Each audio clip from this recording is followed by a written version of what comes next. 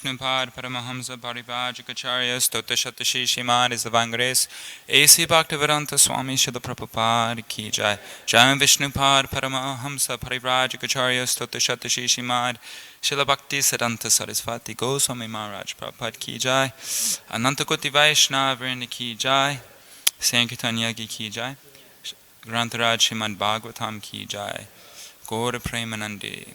All glories to the sum of devotees. All glories to the sum of devotees. All glories to the sum of devotees. All glories to Lotus feet of Shri Guru and Gauranga. All glories to Srila Prabhupada.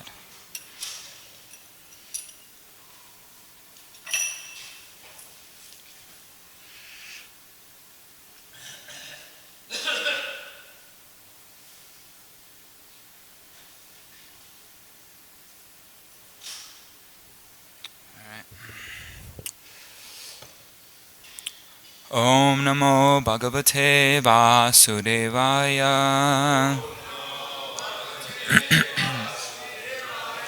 Om Namo Bhagavate Vasudevaya.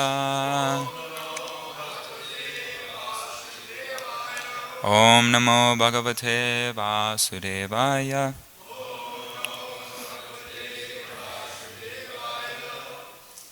Okay. So, reading from Grantaraj Srimad Bhagavatam, first canto, chapter 5. Today we're reading text 13. Wait, right? Or 12. Chapter 15, text 12. Oh yeah, sorry about that. Okay.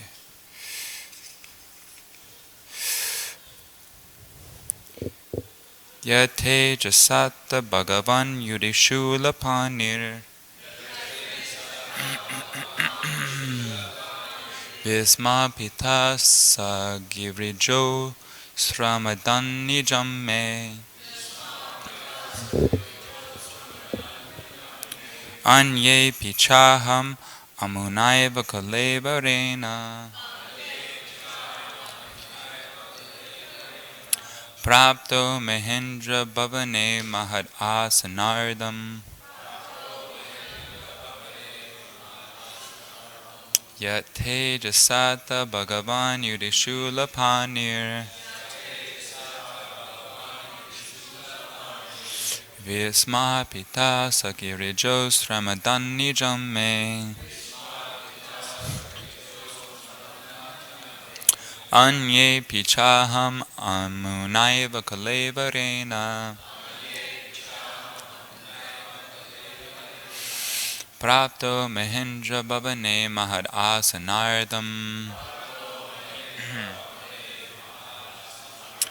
Yate Jasata Bhagavan Yudhishula Panir Visma Pita Sagirijos Ramadani Jame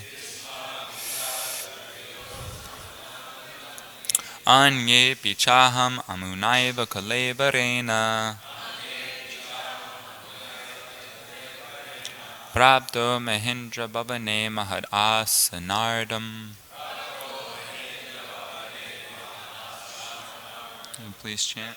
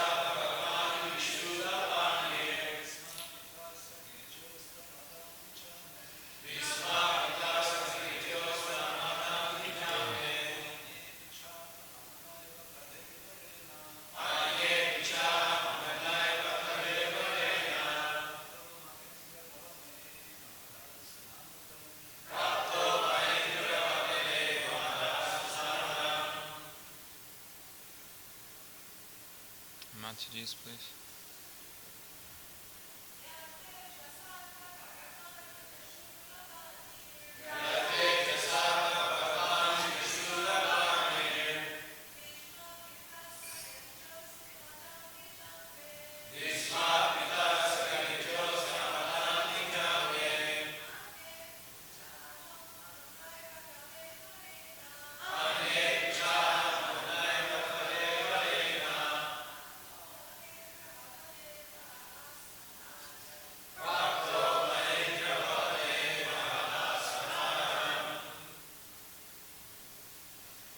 Okay.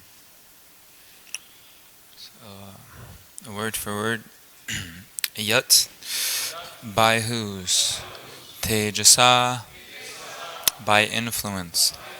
Atta, at one time. Bhagavan, the personality of God, Lord Shiva. Yudhi, in the battle. Shulapanik, one who has a trident in his hand. Visma pitaha, astonished. Sa Girija, along with the daughter of the Himalayan mountains.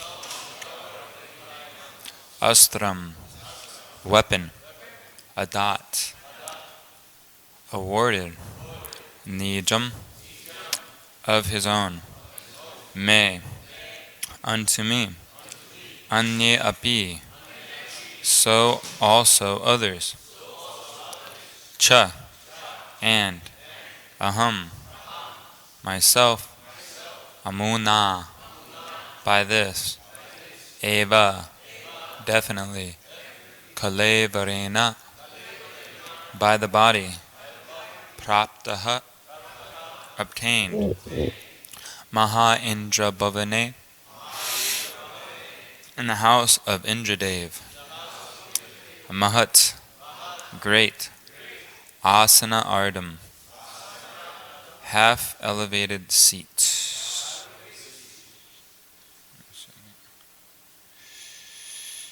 Okay.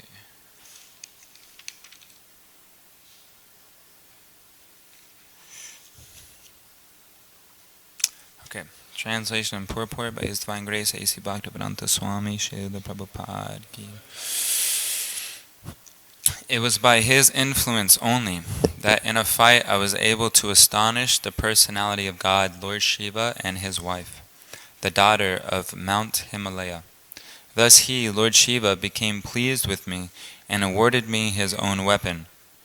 Other demigods also delivered their respective weapons to me, and in addition I was able to reach the heavenly planets in this present body, and was allowed a half-elevated seat. Purport. By the grace of the Supreme Personality of Godhead, Sri Krishna, all the demigods, including Lord Shiva, were pleased with Arjuna. The idea is that one who is favored by Lord Shiva, or any other demigod, may not necessarily be favored by the Supreme Lord Sri Krishna. Ravana was certainly a great devotee of Lord Shiva, but he could not be saved from the wrath of the Supreme Personality of Godhead, Lord Ramachandra. And there are many instances like that in the histories of the Puranas. But here is an instance where we can see that Lord Shiva became pleased even in the fight with Arjuna.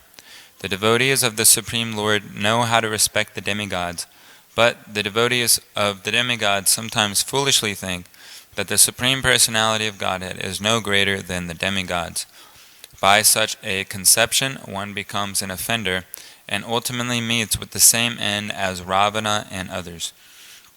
The instances described by Arjuna during his friendly dealings with Lord Sri Krishna are instructive for all who may be convinced by the lessons that one can achieve all favors simply by pleasing the Supreme Lord Sri Krishna, whereas the devotees or worshippers of the demigods may achieve only partial benefits, which are also perishable, just as the demigods themselves are.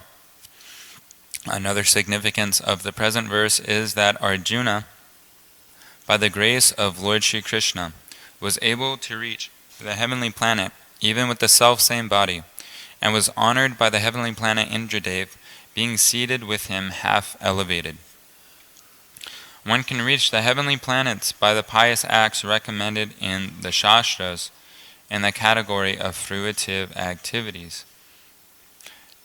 And as stated in the Bhagavad Gita 9.21, when the reactions of such pious acts are spent, the enjoyer is again degraded to this earthly planet.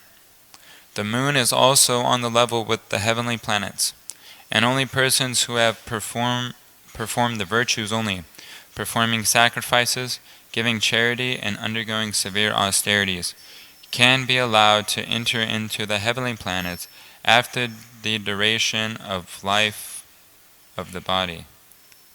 Arjuna was allowed to enter into the heavenly planets in the self-same body simply by the grace of the Lord. Otherwise, it is not possible to do so. The present attempts to enter into the heavenly planets by the modern scientists will certainly prove futile, because such scientists are not on the level of Arjuna. They are ordinary human beings without any assets of sacrifice, charity, or austerities. The material body is influenced by the three modes of material nature, namely goodness, passion, and ignorance. The present population is more or less influenced by the modes of passion and ignorance, and the symptoms for such influence are exhibited in their becoming very lusty and greedy. Such degraded fellows can hardly approach the higher planetary systems. Above the heavenly planets there are many other planets also, which only those who are influenced by goodness can reach. And heavenly or other planets within the universe, the inhabitants are highly intelligent, many more times than the human beings, and they are all pious in the higher and highest mode of goodness.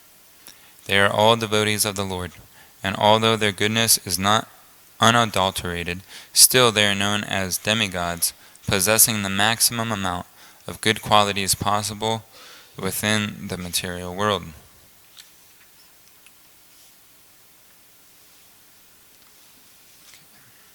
One second.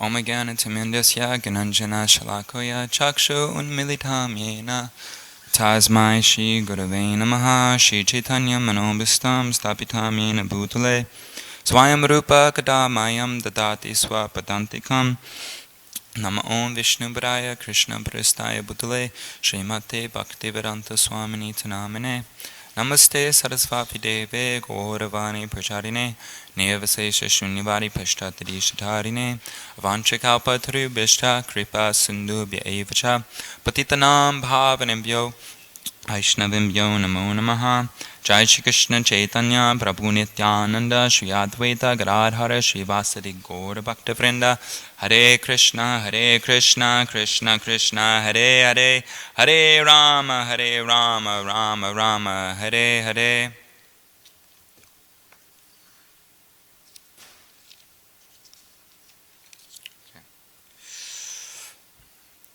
Okay, I'll read the verse one more time.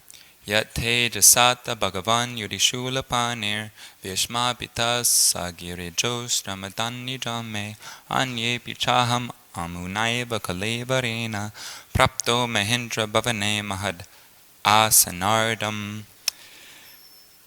It was by his influence only that in a fight I was able to astonish the personality of God, Lord Shiva, and his wife, the daughter of Mount Himalaya. Thus he, Lord Shiva, became pleased with me and awarded me his own weapon. Other demigods also delivered their respective weapons to me, and in addition I was able to reach the heavenly planets in this present body and was allowed a half-elevated seat.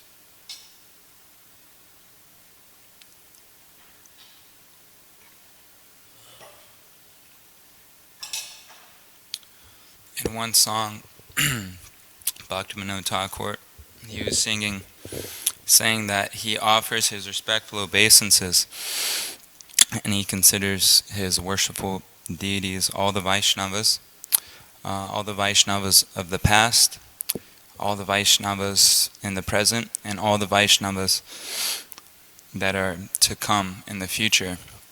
So basically he's offering his obeisances to all living entities and seeking their blessings. So I seek the blessings of all the Vaishnavas here that I could speak something for the pleasure of Srila Prabhupada and Krishna, Lord Gauranga Mahaprabhu. So in the translation, Arjuna is speaking, and he was saying that it's by Krishna's supreme mercy that he was given an elevated seat. So in the same way, although I have no good qualities and I come from a very low background, somehow by Srila Prabhupada's mercy, I am sitting on the Vyasasana today trying to speak something. And we see in one of the first books that I read from Srila Prabhupada was Easy Journey to Other Planets, where he's giving the method of how to reach higher planets and ultimately to transcend this material universe and go to the Vaikuntha realm. And in the purport, Srila Prabhupada is explaining the difference between demigod worship and worship of the Supreme Personality of Godhead. And there's an analogy that he gives somewhere else that there's a misconception among some people that no matter who you worship, what type of worship you do, it all goes to the same destination. And Prabhupada gave a very simple analogy. He said if you bought a plane ticket to Hawaii, you're not going to end up in India. So wherever you direct your energy, that's where your consciousness will go. And he's explaining that when people reach the heavenly planets due to piety, when the piety is exhausted due to enjoyment in the heavenly planets, they also have to come back down to this earthly realm and gain karma again. Because in the heavenly planets and the hellish planets, one does not gain karma, actually. He is merely just burning off either his good or bad karma. And the earth is like a central pivot as compared to in LA we have the Union Station where all the buses leave at the beginning of the day, and at the end of the day they all meet up Union Station and they park there. So that's the earth. So whatever activities you do, you will go to one destination, but ultimately you'll have to come back if you don't transcend this material realm and go to Vaikuntha. In the Bhagavad Gita, Krishna is saying that the wise know the difference between vikarma, karma, and akarma. So vikarma is just activities that are not according to Vedic injunctions. Most of the activities in Kali Yuga is just vikarma, ugra karma. And karma is performing activities according to the Vedic instructions to get pious results.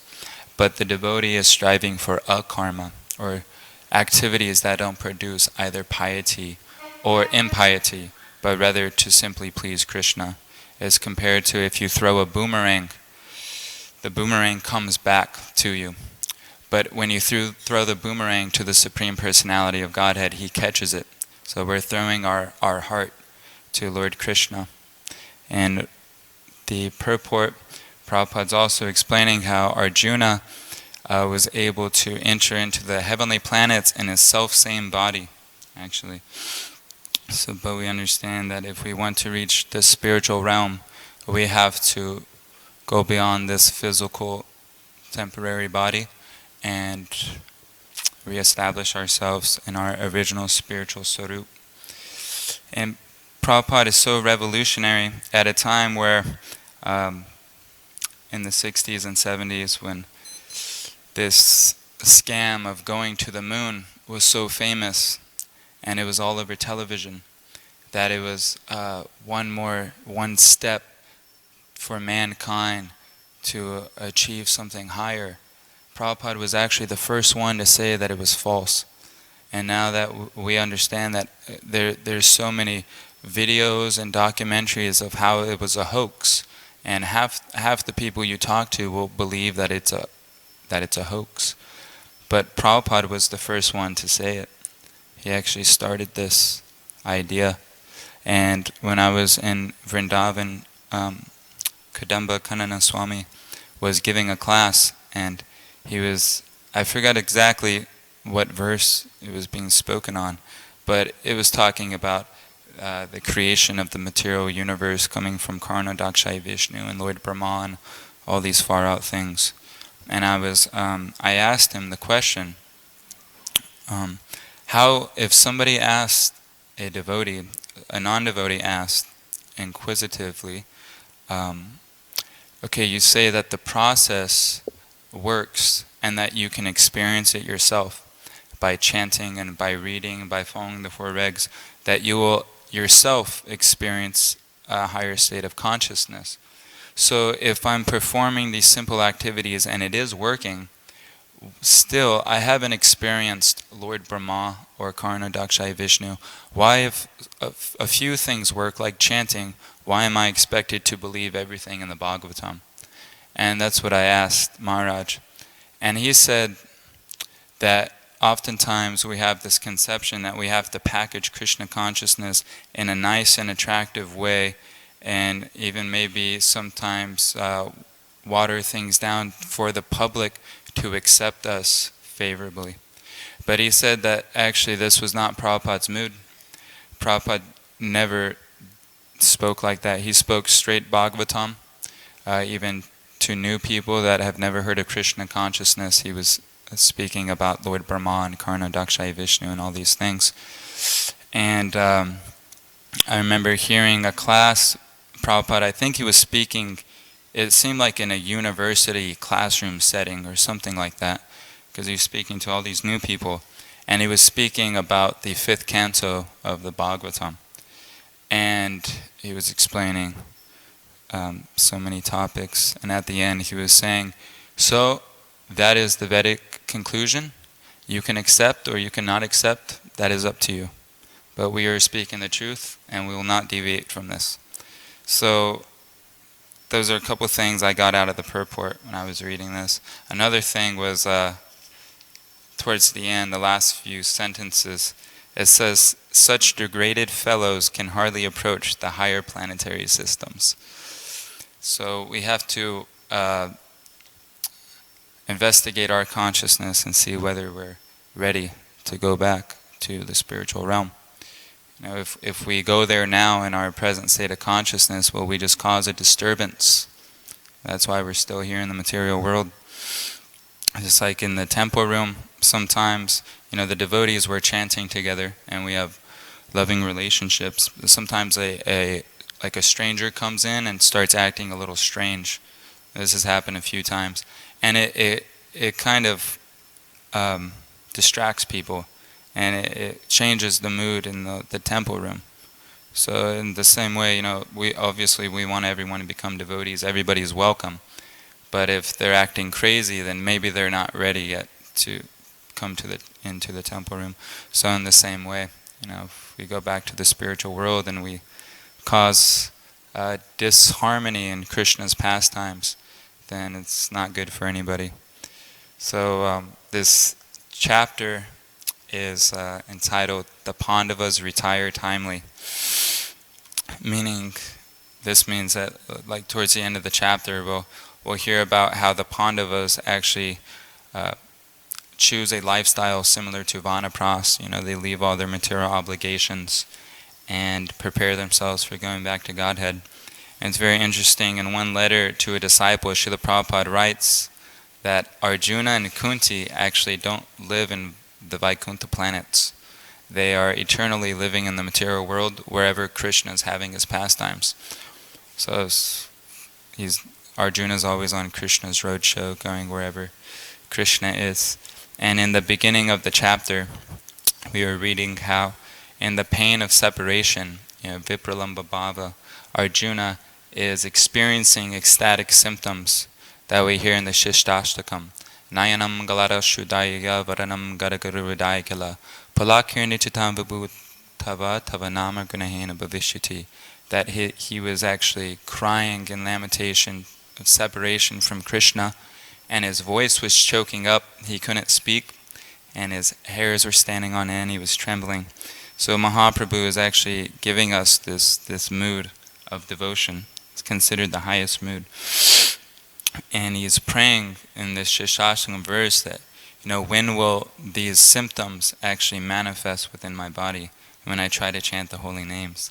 And there's a verse, there's a part in Chaitanya Charitamrita that Mahaprabhu was feeling so much ecstasy by seeing Lord Jagannath. He was seeing his Lord Shyamasundar. He was trying to chant Jagannath, but the words weren't coming out because his voice choked up. And he was just saying Jagagaka, Jagagaka, and he couldn't pronounce the words nicely. So in this way, Arjuna is lamenting the loss to the world now that his Krishna has left, and he's lamenting the devastating loss to his own life. His best friend, his life and soul, Krishna, has left his association for some time. And in this connection, we can understand that the pure Vaishnavas and the spiritual master are actually giving us life. Without Krishna, what's the point of living? It's just this world is like a void. Without devotional service, there's no substance. There's no meaning to our existence. And Narottam Das Thakur, he sings that beautiful song in separation from all the pure Vaishnavas. He's in lamentation. Where is Sarup Damodar? Just imagine, Rupa Goswami and Sanatana Goswami were there, and Krishnadas Kaviraj Goswami, they're all there in Vrindavan, and Narottam Das Thakur just missed them by a few years. He came right after. So he's lamenting that they all left before me to go join Lord Chaitanya, who he calls the great dancer. And he says, in anguish and separation, all I can do is break my head against the stone. So this is actually the perfection, this deep feeling of love and separation from the Vaishnavas and Lord Krishna. Like personally, most of us here, we've never met Prabhupada physically. And a very dear disciple of Srila Prabhupada, who I take as one of my main Shiksha gurus. I've also never met him. So there's this feeling of separation there that I never got their personal association. But honestly, I still feel they're here. When I hear the classes from them, and I'm dedicating my life to serve their instructions. And so I still feel like Prabhupada's still here, and my Shiksha guru is still here, present on this world, speaking through sound. And actually, when I was in Vrindavan, when Prabhupada was staying in the Radha Damodar temple, if you go there now, his room is still there, and there's a murti of him, and his bed is still there, and he's sitting behind a desk similar to upstairs. He's sitting behind a desk with a dictaphone, I think he has a pen. In Radha Damodar he has a pen, he's like writing. But on his desk actually there's a note that he wrote, and this is what he wrote. He said, those who stay there at the Radha Damodar temple will realize that those acharyas, Srila Rupa, Shri Jiva, Shri Kaviraj Goswami, and Shri Bhu Garba Goswami are still living there. And if one is actually advancing in the spiritual field, they can still take instruction from the acharyas living there. It is up to the individual how he realizes this by his devotional service. By staying there, you must realize how pure the environment is. The environment itself gives a higher taste of consciousness. Radha Damodar themselves are there, and the great Acharya Samadhis are there. There cannot be any other better place to live than Radha Damodar. This corner at the Radha Damodar temple, which I think he's referring to his room, because it's in the corner of the temple, he says it's just like the hub of the spiritual. It's just like the hub of the will of the spiritual world. It is the center. And then Prabhupada says, I eternally reside in my rooms at the Radha Damodar temple. Signed, A.C. Bhaktivedanta Swami. So, if remembering this point, I want to give an example how we can all experience this personally in our lives. In the Madhya Lila Chaitanya Charitamrita, during the Rath Yatra pastimes, there were different Sankirtan groups. The devotees split up in different groups performing Sankirtan. And Chaitanya Mahaprabhu himself was simultaneously in each group. He expanded himself. And it was explaining that most people couldn't see this. They just saw him in this one form with their personal group. But the internal devotees knew what was actually going on. And in a similar way, when we go out and we preach, this ISKCON is a preaching movement, so whatever we're doing is connected to the Sankirtan mission. So in any of our services, we can meditate how Lord Chaitanya is simultaneously with each and every one of us while we're performing our service. And when I read this pastime of the Rath Yatra, I remembered something in the 10th canto, the Ras Lila, the dance, where Krishna expanded himself to dance with the different gopis. And there's a direct correlation between Vraj Lila and Sankirtan, the Sankirtan mission. And we can understand that nothing that we do here should be mechanical. Everything has so much depth and so much layers of realization behind it. When I was on Navadvip Parikrama, there's a sannyasi who was born and raised in Vrindavan. His name is Prabhu Ananda Saraswati Maharaj. Really amazing devotee. He's super learned.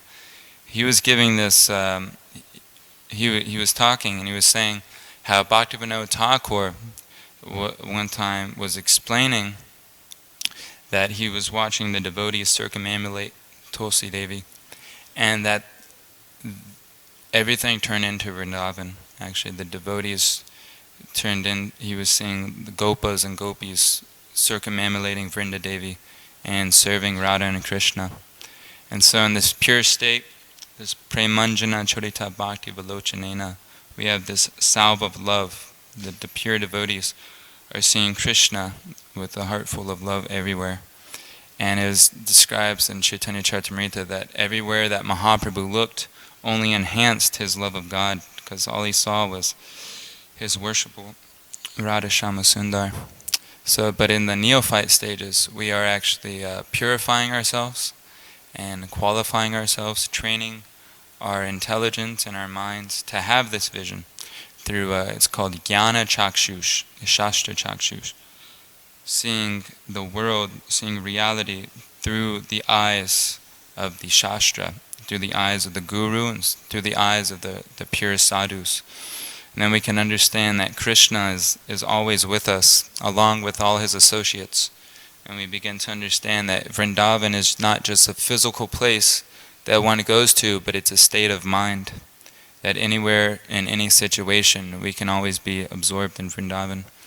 And of course, Srila Prabhupada says that he's always there in Radha Damodar. He also, in the temple.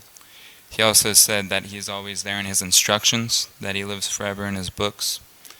And in 2014, I actually stayed at the Denver temple for a couple months. And I was distributing books there with the devotees.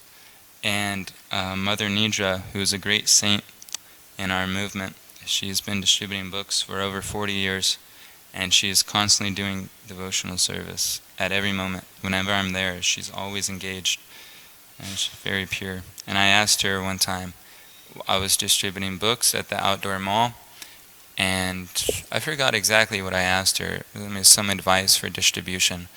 But she was explaining the mentality we should have, that when we're out there, the whole Guru Parampara is with us. Prabhupada, Bhakti Siddhanta, all the way back to Krishna. The 6 Goswamis are there with us while we're distributing books. And she says that that's her meditation when she's out there, that she's backed up by the whole Parampara. And as we move on in this chapter, we could see how Arjuna begins to have this very same experience that we're talking about, feeling the Lord's presence, although superficially Krishna physically left the world. So we've been hearing in the couple previous days, and we'll be hearing for a few more days, Arjuna's actually describing his intimate association that he had with Krishna, and the adventures they went on, and how Krishna empowered him to do so many wonderful things, and explaining how oftentimes their relationship was informal. They would just hang out together and sit together and sleep together in the Sankirtan van, and I'm just kidding. They would lay down together sometimes and just eat together, and this is a few verses coming up, but it reminds me of that one verse also in the 11th chapter of Bhagavad Gita, when Arjuna sees the universal form, and then he starts kind of, he has a little bit of fear. He's like, oh my God, I didn't realize you were so great. And he was asking for apologies. Oh, please forgive me that, I just treated you like another friend. But actually, Krishna likes this friendship between him and Krishna. He prefers that over this awe and reverence, veneration. So while remembering these leelas and pastimes and instructions that he got from Krishna, Arjuna, we'll read later, begins to feel pacified, and he feels union with Krishna just by remembering him, just by speaking about him.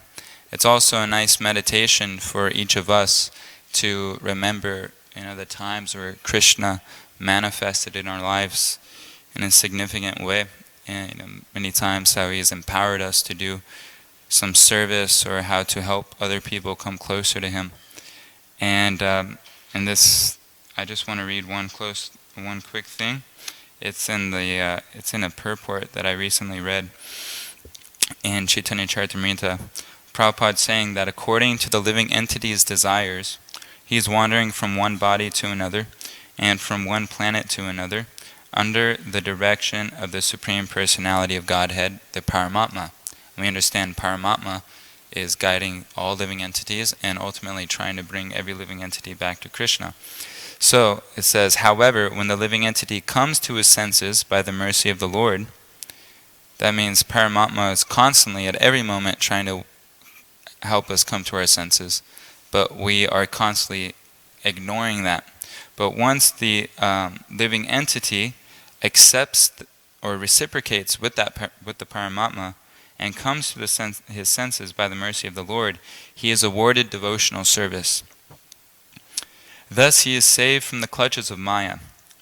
At such a time, he can see his eternal friend, the Supreme Personality of Godhead, and become free from all lamentation and hankering. So I'm sure everybody here can remember a time when that happened to them.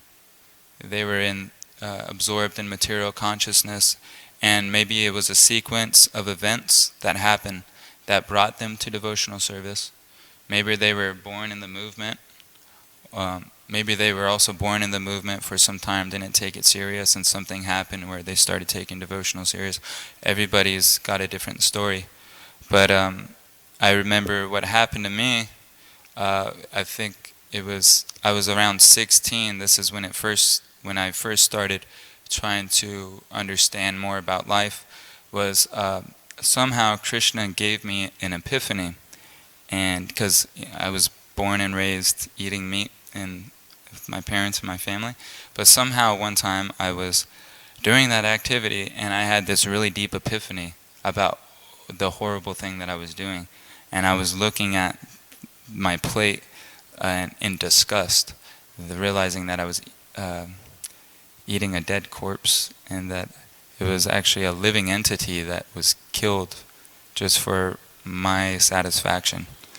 And from that day forward, actually, I made not a vow, but I guess you can say kind of a vow. I was convinced that I didn't want to do that anymore for the rest of my life. So that's when I started realizing that if this was a lie, and then I started researching and finding out about the meat industry, and then I was thinking, if this was a lie and I was fooled my whole life, and brainwashed to believe that this was okay. What else is a lie? What else am I being fooled about? And then I started seeing everybody around me almost living in this virtual reality, just covered by some illusion and being lied to and just accepting the lies. And as time went on, when I was about 18 years old, I started looking more into different philosophies, reading religious texts, listening to music that had a philosophical meaning to it, trying to find why I'm here and why existence even exists in the first place. Why is this world here? And I remember understanding that this world is almost like a dream. And for some time I got in this weird state where I couldn't make the distinction between waking life and dreaming life. It was like this weird period I was going through. And somehow I had this, through meditation and reading different books, I had this idea that I wasn't the physical body. It wasn't very a deep realization, but I understood that I was somehow the conscious observer, just observing the reality before me. And of course it was filled with a lot of speculation also. But when I was 19, this was actually a turning point in my life. I left home, I left my parents' house, and I decided just to live outside so I didn't have to have a job and I didn't have to make money or go to school. I wanted to be free so that I can try to figure out what life is all about in the first place. And I felt like if I had material obligations, they would just get in the way. So I gave that up, my job and going to college. And then I started traveling, and I ended up in Chicago. And somehow, when I was living at my parents' house, I don't know how it got there, but there was a perfection of yoga in my room. I have no idea how it actually even got there. And I was somehow, because I was in the mode of ignorance, I always procrastinated, and for some reason I was reading all these other books, but I never read the Perfection Yoga, which is really small, and you could get through in a day if you want. But I remember just looking at the cover and thinking it was cool, and then looking in the back at the picture of Prabhupada, and just thinking that he was cool too. Just like, he looks like some sort of mystic yogi or something. But when I ended up in Chicago, I actually found another perfection of yoga right outside of a church that was letting me stash my backpack and sleep there sometimes. And I remember picking it up and I had some so-called friends that I was hanging out with. I was asking if it belonged to any of them, and they're like, "No, man, it's all you." And so I kept it. And I remember looking like at a distance away, and a few blocks away, I saw, I think it was 2 brahmacharis in saffron, and they just walked across the street and then kept walking, and they went behind a building. I didn't see them again, but I remember they had a big bright smile on their face, and I didn't put the 2 and 2 together that maybe it was they gave a book to someone and put it. But anyways, okay, so I read the book. I came back to California, and I decided to sleep in San Francisco at Golden Gate Park. And I had this voidous conception. I actually didn't read the whole POI, I just read parts of it. So I still had this void conception that when we die, we just enter into a void, and that this world is just an illusion. It doesn't exist in the first place. And so one night, I was with friends all day long, and we had a really far out day. And towards the end of the day, everybody left. They all left. They all went their separate ways. And I was walking in Golden Gate Park, and it was like pitch dark. And then I started to realize that I have no one to depend on in this world. That I don't have a shelter, actually. That I'm all alone in this dark universe. I don't know who I am, and I don't know what this world is. I don't know what happens when I die. I don't know where I came from, and nobody else seems to know the answers either. And I was just laying in the tent thinking, there's no point to going back to my parents, because they don't know anything either. They're going to have to die. They're fallible soldiers. And I just felt like I needed something, but I didn't know what it was. So I actually stayed up all night in the tent, shaking and crying, because I didn't know what to do with my life. And after that day, I became a little bit more serious, and then I read The Perfection of Yoga. I ended up hitchhiking down to Venice Beach, and I was sleeping on the beach for a while with all the... If you go there, you'll see like a bunch of traveling street kids. I was one of those guys hanging out. And I would leave them for a few hours, like a couple hours a day, and read The Perfection of Yoga. And it said, chant Hare Krishna, Krishna Krishna, Hare Hare, Hare Ram, Ram Ram, Hare Hare. I didn't really know what that meant, to chant. I didn't know that it was supposed to be verbal. So in my mind, I was repeating Hare Krishna, Krishna. I was already a vegetarian, and the other ones I was having trouble with. But I remember, so I didn't know to chant, so I would it told me that we should always think of Krishna. So I would look at a picture of Krishna just for a really long period of time, and just try to meditate on Krishna's form. And somehow I became convinced that this is what I wanted to do, was to follow whatever this book is telling me. It was very convincing. And one thing happened after another. I met a devotee, Mataji. She preached to me, and I told her I already had the Bhagavad Gita, because some guy I was traveling with also gave me a Bhagavad Gita as it is. I met another devotee on the bus who gave me an SSR. And then I saw the Harinam party at Venice Beach, but I was in a car. And then somehow it just kind of clicked. I was like, those guys are the people that are practicing what's in these books. I gotta meet them and talk to them. But yeah, long story short, I met Bhanabhata Prabhu, who was doing Food for Life, and I told him that I read the book and that I'm very interested. So he invited me to the Sunday feast. So I don't want to keep talking about myself, but anyways, I came to the Sunday feast, and ever since then I never left.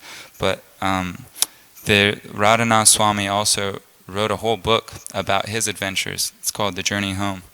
And he actually didn't want to write the book because he felt like he didn't want to talk about himself. But one of his best friends, Bhakti Tirtha Swami, basically begged him to write the book. And he said, Maharaj, you have to understand that this is not your story. It's actually Krishna's story, how Krishna brought a young boy to his lotus feet. And so as Bhakti Tirtha Swami was leaving his body, he made Radhanath Maharaj promise that he would write this book. And so Maharaj fulfilled that promise. And I'm sure everybody here also has an amazing story. And sometimes it's nice to meditate how Srila Prabhupada has brought us to Krishna's lotus feet. And there's only a few minutes left, but I just want to read one more thing. Actually, two more things, but they're really short. This is about a story about how a very fortunate person came to Krishna, a very fortunate grandmother. And it was on Dandavats.com. It's called Blessed Granny. That's what the title is. So it's a letter to Shivaram Swami. So I will read this for you.